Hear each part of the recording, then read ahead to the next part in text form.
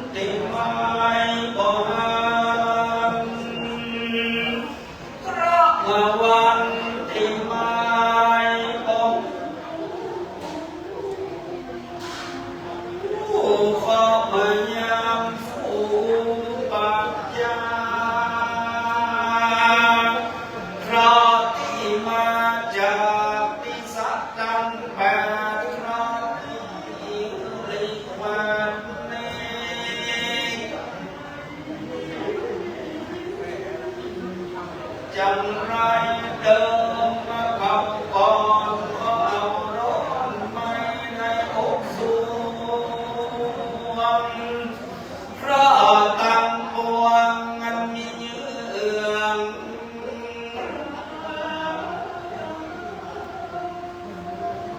ที่ขอบฝุ่นหลีกไป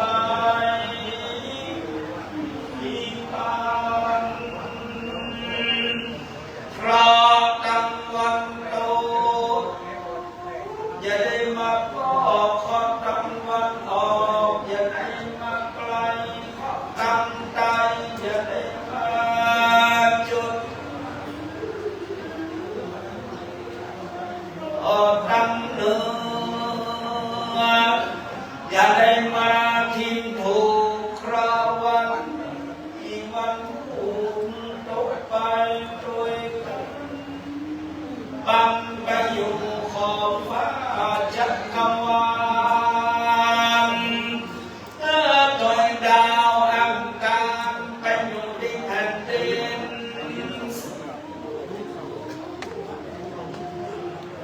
ดาวอยู่ดงสังหารของด้วยดาวพัดไปอยู่ที่ตุกด้วยดาวอยู่ที่สาวด้วยดาวเราไปอยู่อุตรกุลเทพไปสุวรรณสัพพะตังวันนั้นบาสัพพะทัญญาคุณตัง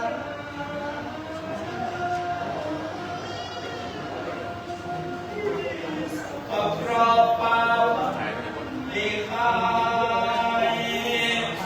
สัพพะคราคิราแรงบอกปะเพราะความมียามาเท่าสัพพะคราบินที่มาออก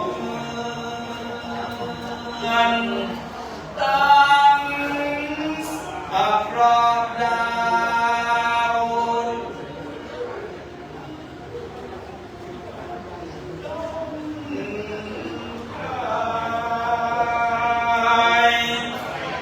ปะครายาม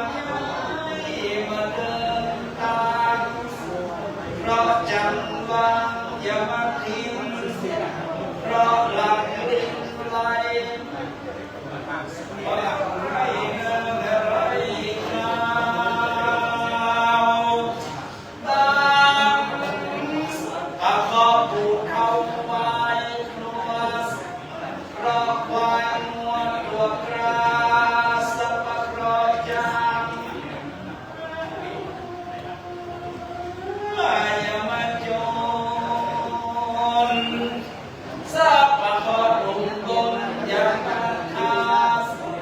เพราะหลังอย่ามาสวาข้าจะกวาดพระอุบาทสูญให้หลังทำอยู่ไปตามมอยตีบาทกากาไปตามมือดาพระบุตรีข้าจะเด็กรับด้วยประมงแก้มกันสาลีโกดงดงเสพถ้ารับได้ไม่เป็นการกายิอารักนังหังกุศลกรรมสัมพุทโธสนัสโสนะโมพุทธายะตังที่ขอหลวงพ่อตั้งตรัสรู้ทรงตนจิตตาภิระสมชายสมาจิตโตท่านเจ้าจุงเจริญอายุวัฒนะมงคลได้น้อยสาวอยู่กับอยู่ศาสนาขององค์สมเด็จพระสัมมาสัมพุทธเจ้าไปทลาต่อพระองค์ยาวชีวันนั้นจุงจะมีเตียงแช่มีลม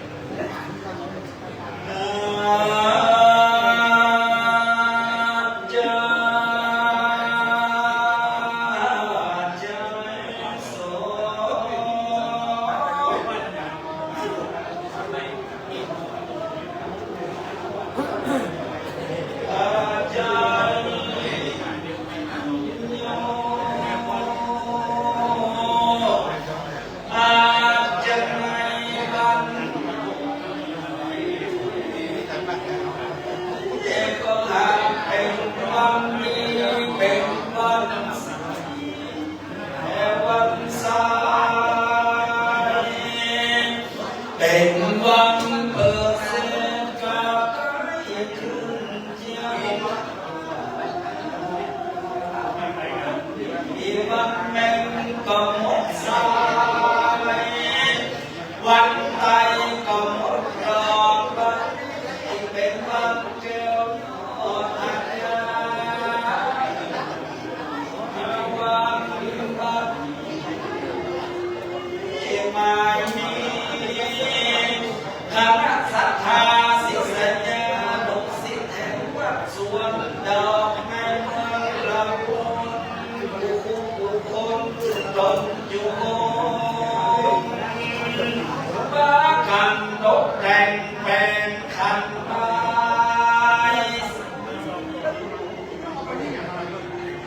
อันดับพัฒนาด้วยบุพาลายน้ำและลายสิ่ง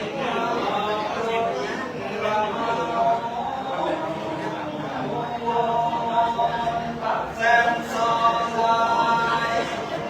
พัดซ้อนกาบายเสีย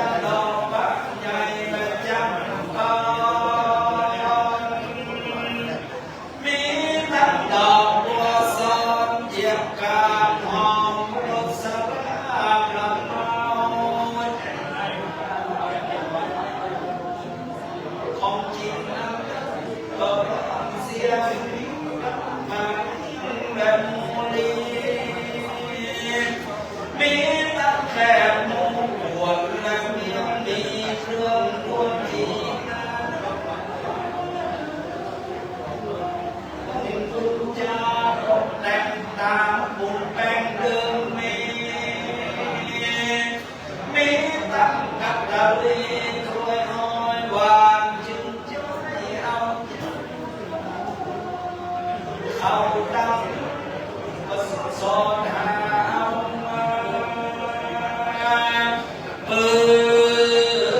chắc khó ra đằng sám sinh son có răng nô số chỉ ta biết theo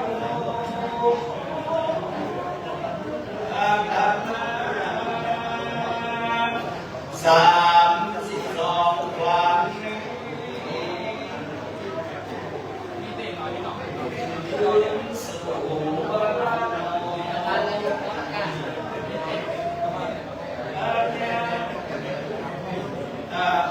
sám sinh son cùng phật nô số chúng ta biết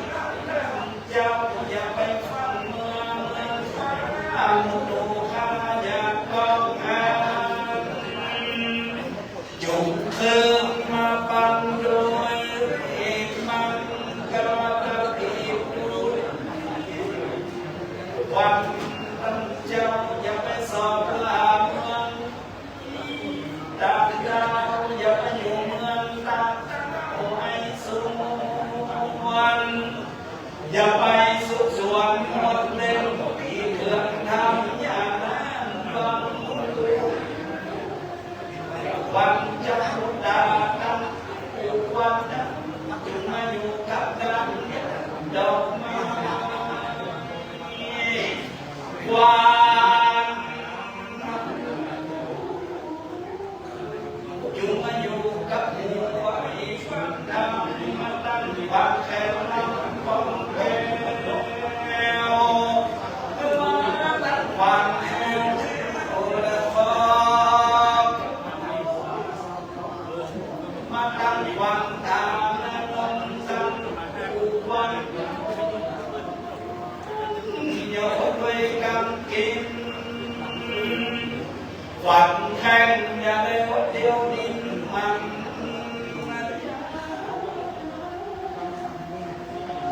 อีกวันอย่าแอบให้มี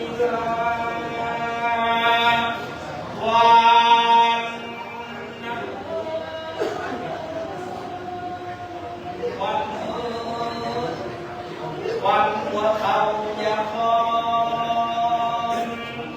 นมาสร้างวันอันเมื่อนอนสานมาตั้งวันมาที่เคยฟูเจ้า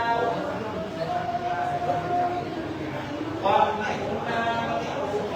แต่แม่มือคือมาตั้งวันสะเดือวัน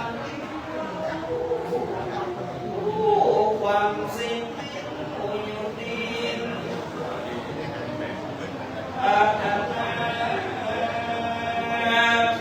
สามสิบสองพระผู้ทรงจิตตาวิรัตนาจงขึ้นมาสู่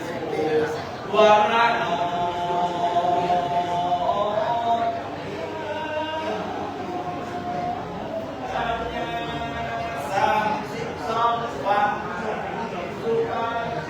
อย่าไปอยู่ที่ศาลาสูงเก่ามอง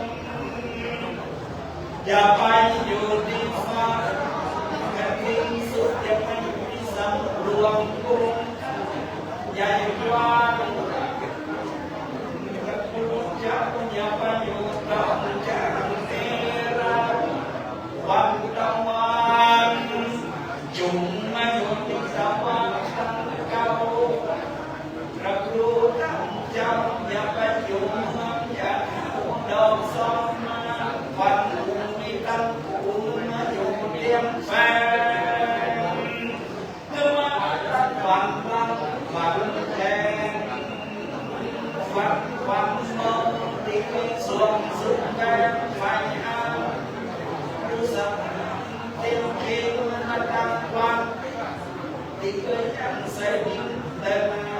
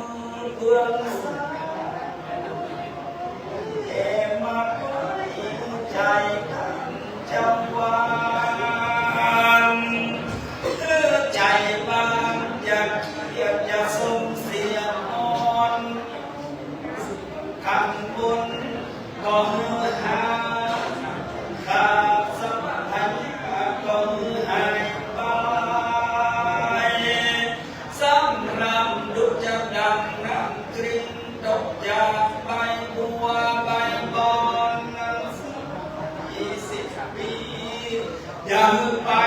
ที่อื่นมึงปีอย่าไป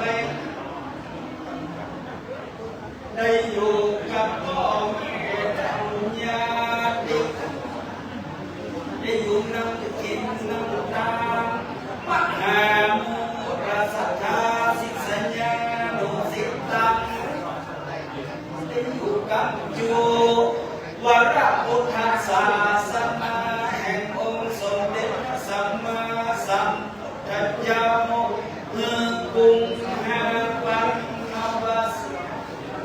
จุงจะมีเลี้ยงแต่ดี